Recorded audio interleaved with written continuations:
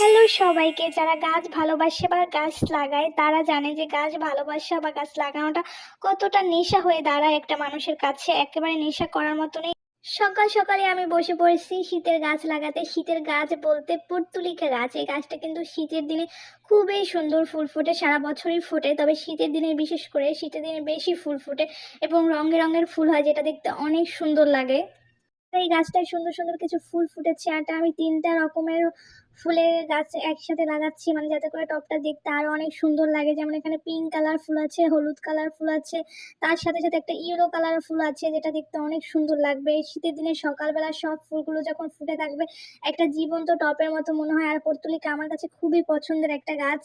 আর এই গাছের একটা বিশেষত্ব আছে, বিশেষত্বটা হলো এটাই যে এটা ডাল ভেঙে যে কোনো স্থানে লাগালে সেই জায়গায় সুন্দর ফুলে ভরে উঠবে।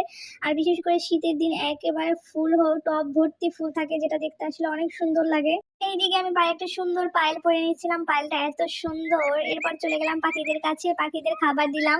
সকাল সকাল ওদের খাঁচাটাও পরিষ্কার করে দিয়েছি, এবার ওদের খাবার দিয়েছি এবং ওরা মারামারি করে খাইতেছিল। ওরা কিন্তু খাবারগুলো এরকমই খায়, দুজন মারামারি করে।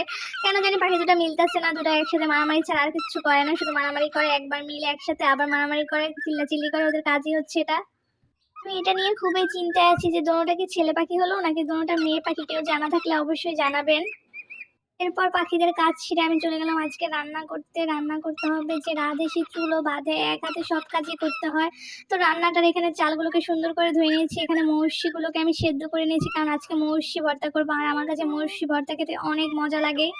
তবে মাঝে মাঝে মনে হয় যে রান্নাঘরে ঢোকার আগে কেউ যদি বলতো যে স্টপ, তোমাকে রান্নাঘরে ঢুকতে হবে না, তুমি এখন যে শুয়ে শুয়ে ফোন টিপো, যাও এখান থেকে, আজকে রান্নাটা আমি করি, এরকম কেউকে সারপ্রাইজ দিলে আমার অনেক ভালো লাগতো। বাট এইটা আমার চিন্তার বাইরে, কেউ এটা বলবে না, আমাকে নিজেকেই রান্না করতে হবে। তো বা এইসব চিন্তা ভাবনা না করে আমি রান্না করা শুরু করে দিলাম। এখানে মাছগুলোকে খুব সুন্দর করে ভেজে নিয়েছি।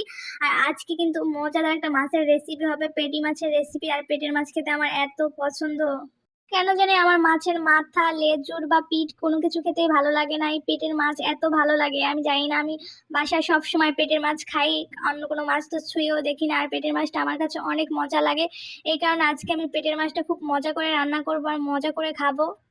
যেমন আমার মুখ চলে তেমন আমার হাতও চলে, এই কারণে আসলে সংসারটা Oh my আছে। আমি God. এত সুন্দর মজার রান্না করি যে রান্না খেয়ে সবাই আমার প্রশংসা করে, পাগল হয়ে যায়। কয়েকজন মানুষ তো আমার রান্না খেয়ে পাগলও হয়ে গেছিল, এখন তারা কোথায় আছে অবশ্য সেটা বলতে পারি না। যাই হোক, আমার এইসব আজগুবি কথা বিশ্বাস না করাই ভালো, কারণ আমি একটু নিজের প্রশংসা বেশি নিজেই করি।